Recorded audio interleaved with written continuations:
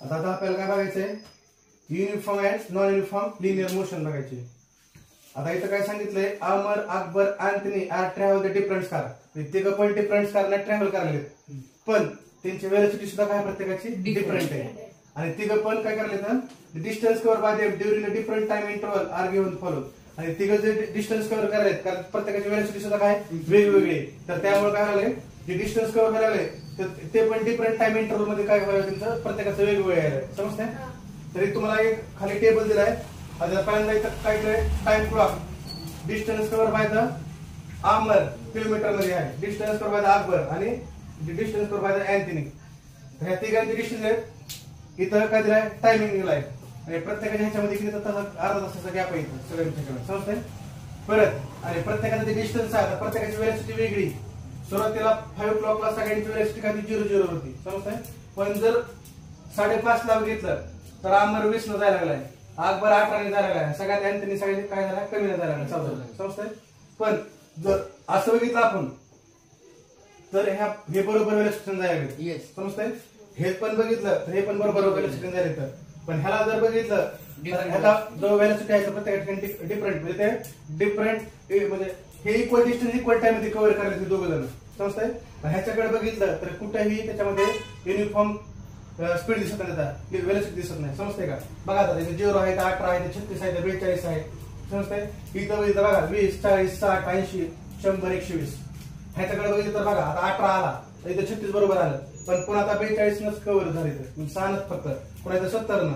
म्हणजे इथं कुठेही युनिफॉर्म लिनियर मोशनची दिसना गेली ह्यांच्यामध्ये, पण ह्या दोघांमध्ये दिसायला लागली. समजतंय.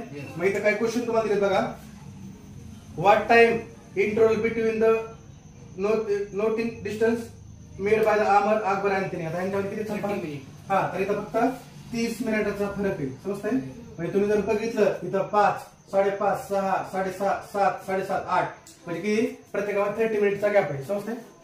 पुन्हा who has cover the equal distance equal time interval. आता कोण करायला लागले, अमर आणि अँथनी. आता हे बघा 0, 20, 40, 60, 80, 100 म्हणजे इक्वल डिस्टन्स इक्वल टाइम मध्ये कव्हर करायचं. हे पण काय करायचं, इक्वल डिस्टन्स इक्वल टाइम मध्ये कव्हर करायचं. ते त्याला आपण काय म्हणतो, युनिफॉर्म लिनियर मोशन होऊ शकतो. पण इथं काय लागलंय, 0, 18, 36, 42. आता बघा इथं 18 का 18 आणि 36 आणि ते 54 असायला पाहिजे, 42 झालं. समजतंय. म्हणजे इथं कुठेही युनिफॉर्म मोशन दिसला गेली तर ह्याला काय म्हणू शकतो, नॉन युनिफॉर्म मोशन. समजतंय. Non uniform linear motion. तर इथं उत्तर येते फक्त कोणाचं, अमर आणि अँथनी हे इक्वल डिस्टन्स इक्वल टाइम मध्ये कव्हर करायचं. Are the distance cover by the Akbar fixed time interval the same. Same नाही अकबरचं. बघा इथं 0 आला, इथं 18 आला, 36 आला, 42 आला. म्हणजे इक्वल डिस्टन्स कव्हर करणं इक्वल डिस्टन्स इक्वल टाइम. समजतंय का. तर हा डिफरन्स आहे त्यामुळे. आता बघा, if the object cover the equal distance equal time interval is said to be moving uniform speed. आता जर एखादा ऑब्जेक्ट काय करताय, एखादा ऑब्जेक्ट जर इक्वल डिस्टन्स इक्वल टाइम मध्ये कव्हर करत असेल तर त्याला आपण काय म्हणू शकतो, युनिफॉर्म स्पीड. समजतंय का. किंवा युनिफॉर्म लिनियर मोशन म्हणलं तरी चालते त्याला. समजतंय. युनिफॉर्म लिनियर मोशनची डेफिनेशन काय, the object cover the equal distance equal time is said to be uniform linear motion. समजतंय. आता नॉन युनिफॉर्म लिनियर मोशनची डेफिनेशन काय बघा, आता object cover unequal distance equal time interval is said to be moving object non uniform speed. आता बघा आता हे जे तुम्हाला एक्झाम्पल आहे कोणाचं, अकबरचं. अकबर काय अनइक्वल डिस्टन्स आहे, ते काय करायला आहे, इक्वल टाइम मध्ये कव्हर करायला आहे. तर त्या ह्याला आपण काय म्हणतो, नॉन युनिफॉर्म लिनियर मोशन. समजतंय. म्हणजे ह्याच्यामध्ये दोघं इक्वल डिस्टन्स इक्वल टाइम मध्ये कव्हर करायचे दोघं जण, तर त्यांना काय म्हणत आहे, युनिफॉर्म लिनियर मोशन. आणि हे जो आहे Akbar, cover the distance unequal distance equal time it's said to be non uniform linear motion. समजतंय. तर ह्या दोघांचे डेफिनेशन आहे. आणि इतर एक्झाम्पल पण दिले बघा, नॉन युनिफॉर्म मोशनचं एक्झाम्पल काय बघा, the example motion of vehicle being driving through the heavy traffic. आता हेवी ट्रॅफिक मध्ये काय व्हायला लागलंय, टाइम तर तेच आहे, पण काय व्हायला लागलंय, वेलोसिटी जे आहे ते चेंज व्हायला लागली, स्पीड चेंज व्हायला लागलाय. समजतंय. तर हेच कशाचं एक्झाम्पल आहे, अकबरचं. इथं समजतंय. म्हणजे अकबर जो आहे unequal distance equal interval time मध्ये काय करायला, कव्हर करायला आहे, तर त्याचं एक्झाम्पल आहे नॉन युनिफॉर्म लिनियर मोशन. आणि हे दोघं जर इक्वल डिस्टन्स इक्वल टाइम मध्ये कव्हर करेल तर त्याला काय म्हणतात? हा, राईट. आता पुढचं बघा, आता नेक्स्ट कन्सेप्ट आहे ऍक्सेलरेशन. आता ऍक्सेलरेशन कशाला होते? This is very important because आज some time right the formula आणि राईट द डेफिनेशन. त्याच्यामध्ये डेफिनेशन पण लय महत्वाचं आहे. स्पीडची डेफिनेशन, वेलोसिटीची डेफिनेशन, त्याच्यानंतर मोशनची डेफिनेशन आहे, समजतंय? स्केलर क्वांटिटी, वेक्टर क्वांटिटी, त्याच्यानंतर आता ऍक्सेलरेशन. आता हे नवीन आपण पण डिस्टन्स काय, डिस्प्लेसमेंटची डेफिनेशन काय, त्याच्यानंतर आता ऍक्सेलरेशनचा फॉर्म्युला. आता ऍक्सेलरेशन डेफिनेशन आहे, ऍक्सेलरेशनचा फॉर्म्युला काय, तर ते आपल्याला आता बघायचंय. आता बघा, take the 1 metre long plastic tube and cut the lengthwise into the two holes and take the one channel shaped pieces, place the one of the end on the ground, hold other some height from the ground shown figure. आता बघा, तुम्हाला काय करायचंय, एक long plastic tube घ्यायची, समजतंय? त्याला असं मधनं कट करायचंय, असं एक आपण पाईप वाहत आपलं घरातनं, हा म्हणजे तसा पाईप जसं की आपल्याला ते असा म्हणजे लंब असा पाईप घ्यायचा आपल्याला, समजतंय? आणि त्या पाईपला असं ठेवायचंय, एक वरचा जो वरचा पार्ट आहे तो असा वरच्या हाईटला असायला पाहिजे आणि एक ग्राउंडला टच झाला असायला पाहिजे दुसरा पार्ट, समजतंय? आणि परत पुन्हा काय करायचं बघा, take the small ball release from the upper end of the channel. आता तुम्हाला एक बॉल घ्यायचा आहे आणि ह्या वरच्या ह्याच्यात एक ग्राउंडला एक साईड जे टच आहे आणि एक टाईप हाईट आहे ते वरी आहे. इथून तुम्हाला काय करायचं आहे, बॉल काय करायचा आहे, खाली रिलीज करायचा आहे, समजतंय? आता पुन्हा आता बघा, चौथा पॉईंट काय आहे, observe the velocity of the ball as roll down along the channel. आणि तुमची वेलोसिटी तुम्हाला ऑब्झर्व करायची, तुम्ही बॉल इथून रिलीज कराल, मग प्रत्येकाची वेलोसिटी सुद्धा काय असणार आहे, वेगवेगळी असणार आहे. तर बघा, is the velocity same all the point, तर ऑल पॉइंटला वेलोसिटी सेम असणार आहे. 3 पॉइंट इथं, टॉपचा पॉइंट, मिडलचा पॉइंट आणि एंडचा पॉइंट. तर त्या प्रत्येकाच्या ठिकाणी वेलोसिटी सारखी असणार आहे का, तर नसणार आहे. प्रत्येकाची वेलोसिटी काय असणार आहे, वेगळी असणार आहे. And observe the how velocity change moving from the top to the middle and bottom. आता वेलोसिटी चेंज व्हायला लागली, कशी व्हायला लागली बघा, इथे वेलोसिटी काय असणार आहे, 0 असणार आहे. इथनं आपण बॉल सोडणार आहे, पण ज्यावेळेस ते मिडल मध्ये येईल तर त्यावेळेस हाय वेलोसिटी असणार आहे, समजतंय? आणि इथं परत पुन्हा लो वेलोसिटी असणार आहे, समजतंय का? म्हणजे इथं काय व्हायला लागलंय, इथं काय व्हायला लागलंय, म्हणजे वरी जशी आहे वर रिलीज केली तर त्यावेळेस 0 वेलोसिटी होती, मिडल आली त्याचा स्पीड वाढला आणि परत इथं लो वेलोसिटी आली खाली, समजतंय? म्हणजे ते प्रत्येक ठिकाणी त्याचा वेलोसिटीचा स्पीड होता तर तो प्रत्येक ठिकाणी काय आहे, वेगवेगळा आहे, समजतंय? म्हणजे प्रॅक्टिस समजलं का, 1 मीटरचा तुम्हाला पाईप घ्यायचा आहे, त्याला बरोबर असं दोऱ्याच्या मध्ये हळूच त्याला कट करायचंय. कट केल्याच्यानंतर इथनं तुम्हाला काय करायचंय, बॉल रिलीज करायचा आहे आणि त्याची वेलोसिटी तुम्हाला चेक करायची प्रत्येकाला, टॉपला, मिडलला आणि बॉटमला. तर वेलोसिटी सगळीकडे सेम आहे का, तर नाही, उत्तर येते नो. आणि इथं वेलोसिटी वेगळी असणार आहे, इथं वेगळी असणार आहे, मिडलला हाय वेलोसिटी असणार आहे. जर तुम्ही घसरगुंडी खेळत असाल बघा, कधी घसरगुंडीवर बसल्यावर आपण इनिशियल वेलोसिटी आपली काय असते, 0 असते, पण ज्यावेळेस आपण ज्यावेळेस मिडलला जातो तर त्याचा आपला स्पीड, घसरगुंडीचा स्पीड सुद्धा काय होते, वाढतोय आणि इथं परत खाली एंड होते.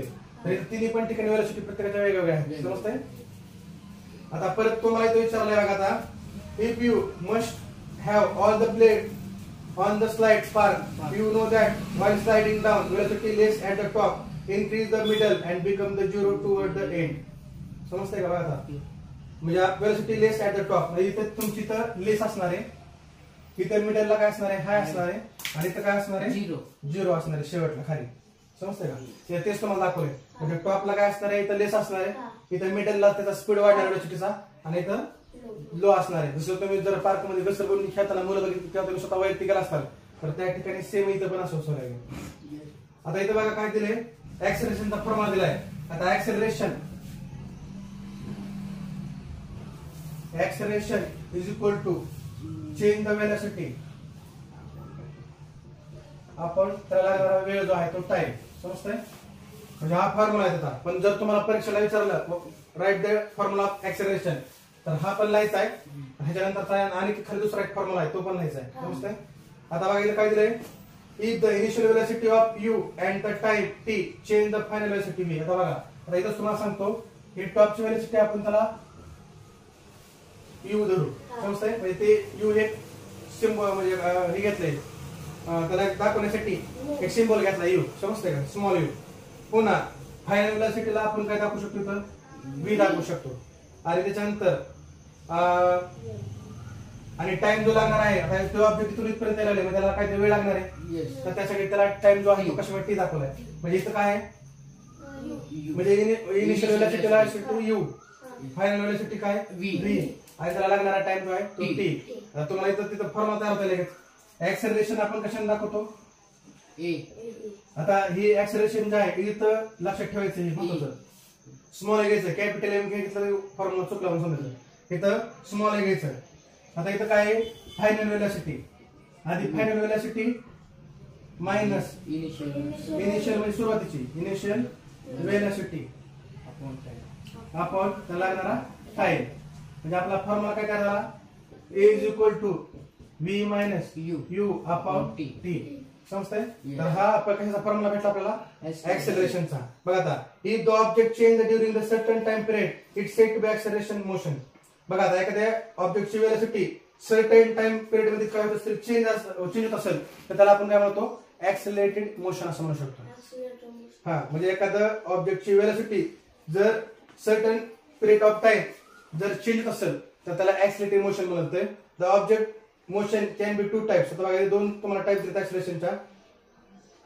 When the object is the rest beginning of its motion that initial velocity. आता बघा, आता इथं ऑब्जेक्ट, आता बघा हे बॉल पर्यंत इथं रेस्ट पोझिशन वर आहे आणि आपण रिलीज करायला लागला रेस्ट वर आहे, तर त्या ठिकाणी त्याची इनिशियल व्हेलॉसिटी काय असणार आहे? 0 असणार आहे. समजतंय? म्हणजे इथं 0 असणार आहे. म्हणजे ज्यावेळेस आपण रिलीज केलाय पण सुरुवातीला इथं ठेवलाय आपण बॉल, तर त्याची इनिशियल व्हेलॉसिटी काय असणार आहे? 0 असणार आहे. पण फायनल व्हेलॉसिटी 0 नसणार आहे. समजतंय? तर आता इथं बघा, and when the object come rest at the end of motion the final velocity 0. म्हणजे मध्ये व्हेलॉसिटी तुमची वाढणार आहे. सुरुवातीला पण 0 आणि फायनल व्हेलॉसिटी सुद्धा काय आहे? 0. पण ज्यावेळेस आपण फायनल व्हेलॉसिटी मॅनेज केली तर आपल्याला याचं उत्तर भेटते. समजतंय? म्हणजे आपल्याला हे पुढे येणार आहे तुम्हाला इक्वेशन आहेत, तर इक्वेशन मध्ये महत्वाचं आहे.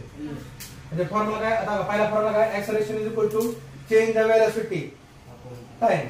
समजतंय? आता व्हेलॉसिटी आपण चेंज बघितली तर टॉपला वेगळी होती, म्हणजे लेस व्हेलॉसिटी होती, मिडलला हाय होती एकदम, आणि ते 0 व्हेलॉसिटी झाली. तर इथं acceleration is equal to change velocity आपण टाइम, आणि त्याला लागणार जर आता बॉल इथं रिलीज केलाय त्याला काहीतरी टाइम लागणार आहे, तर तो टाइम आपण टी घेतलाय.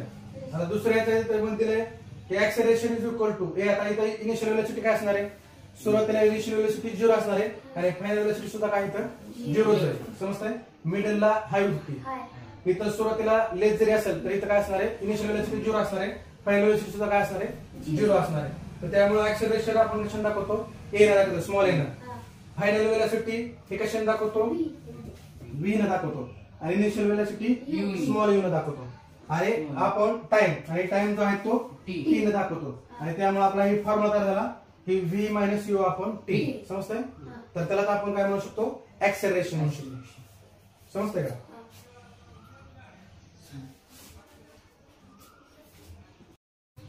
आता याच्या पुढचा पॉइंट आहे बघा, युनिफॉर्म ऍक्सेलरेशन. समजते का? आता मागे आपण बघितलं युनिफॉर्म लिनियर मोशन आणि नॉन युनिफॉर्म लिनियर मोशन बघितलं. आता इथं काय आहे? Uniform acceleration. आता कशा म्हणू शकतो बघा, if the velocity change by the equal amount is equal time interval it's object said to be uniform acceleration. आता बघा, if the velocity change equal amount of equal time interval, म्हणजे एखाद्या ऑब्जेक्टची जे व्हेलॉसिटी आहे equal amount equal time interval it's said to बी, त्याला आपण काय म्हणू शकतो? युनिफॉर्म ऍक्सेलरेशन म्हणू शकतो. आणि दुसरं त्याला म्हणू शकतो नॉन युनिफॉर्म ऍक्सेलरेशन. काय बघा, if the velocity change by the unequal amount equal time interval it's said to be non uniform acceleration. म्हणजे एखाद्या ऑब्जेक्टची जी व्हेलॉसिटी आहे if the velocity change by the unequal amount time interval, तर त्याला आपण काय म्हणू शकतो? ही नॉन युनिफॉर्म ऍक्सेलरेशन त्याला म्हणू शकतो. समजतंय? आता ह्याच्या पुढचा आहे पॉझिटिव्ह, निगेटिव्ह आणि 0 वर. आता इथं बघा, इथं काय सांगितलंय? आता पॉझिटिव्ह हा पहिला पॉइंट आहे पॉझिटिव्ह, दुसरा आहे निगेटिव्ह, आणि तिसरा आहे 0. म्हणजे पॉझिटिव्ह ऍक्सेलरेशन, निगेटिव्ह ऍक्सेलरेशन आणि 0 ऍक्सेलरेशन, अशा त्याच्या 3 टाइप पडतात. 3 हे डेफिनेशन बघायचं काय? पहिले काय बघा, the object can have the positive negative acceleration when the velocity of object increase. तर एखाद्या ऑब्जेक्टची व्हेलॉसिटी जर इन्क्रीज झाली तर त्याला आपण काय म्हणतो? Positive acceleration. समजतंय? म्हणजे जर एखाद्या ऑब्जेक्टचा जर व्हेलॉसिटी वाढली, इन्क्रीज केली आपण, तर त्याला आपण काय म्हणतो? Positive acceleration. and in case the acceleration in the direction of velocity, म्हणजे व्हेलॉसिटीच्या डायरेक्शन मध्ये ऍक्सेलरेशन असणार आहे. समजतंय? आणि दुसरा आहे बघा, when the velocity of object decrease, with time, म्हणजे टाइम नुसार जर एखाद्या ऑब्जेक्टची व्हेलॉसिटी डिक्रीज झाली तर त्याला आपण काय म्हणतो निगेटिव्ह ऍक्सिलरेशन. आणि याचं एक्झाम्पल आता काय बघा, negative acceleration is also called declaration, त्याला आपण डिक्लेरेशन सुद्धा म्हणू शकतो. समजतंय? आणि आता बघा direction of object, direction opposite to direction of velocity if the velocity of object does not change with time zero acceleration. म्हणजे एखाद्या ऑब्जेक्टची जर velocity the velocity of object does not change the time, म्हणजे एखाद्या ऑब्जेक्टची velocity time नुसार बदलत नाही तर त्याला आपण काय म्हणतो झिरो ऍक्सिलरेशन. म्हणजे व्हेलॉसिटी ऑफ ऑब्जेक्ट जर इन्क्रीज झाली तर त्याला आपण काय म्हणतो पॉझिटिव्ह ऍक्सिलरेशन. जर व्हेलॉसिटी ऑफ ऑब्जेक्ट डिक्रीज झाली तर त्याला आपण काय म्हणतो निगेटिव्ह ऍक्सिलरेशन. आणि झिरो ऍक्सिलरेशन म्हणजे काय, एखाद्या ऑब्जेक्टची व्हेलॉसिटी टाइम नुसार जर चेंज होत नसेल तर त्याला आपण काय म्हणतो झिरो ऍक्सिलरेशन. समजतंय? तर आपण आज काय बघितलं, uniform linear motion, non uniform linear motion बघितलं. त्याच्यानंतर हे ग्राफ बघितला, म्हणजे हे टेबल बघितला, हा अकबर, आमर आणि अँथनीचा. त्याच्यानंतर पुन्हा ऍक्सेलरेशन कशा म्हणतात, ऍक्सेलरेशनचा फॉर्म्युला काय. आता ही एक फॉर्म्युला, ही दोन्ही पण फॉर्म्युला तुम्हाला राईट करायचे परीक्षेमध्ये. समजतंय? आणि परत पुन्हा काय की आता पुन्हा बघितलं आपण युनिफॉर्म ऍक्सेलरेशन बघितलं आणि नॉन युनिफॉर्म ऍक्सेलरेशन बघितलं, दोघांचे डेफिनेशन. आणि परत पुन्हा पॉझिटिव्ह, निगेटिव्ह आणि झिरो ऍक्सेलरेशन. समजतंय? तर हे आपल्याला आजच्या लेक्चरला, उद्याच्या लेक्चरला ग्राफ घेऊन या, त्या ग्राफ मध्ये आपण सगळं बघू.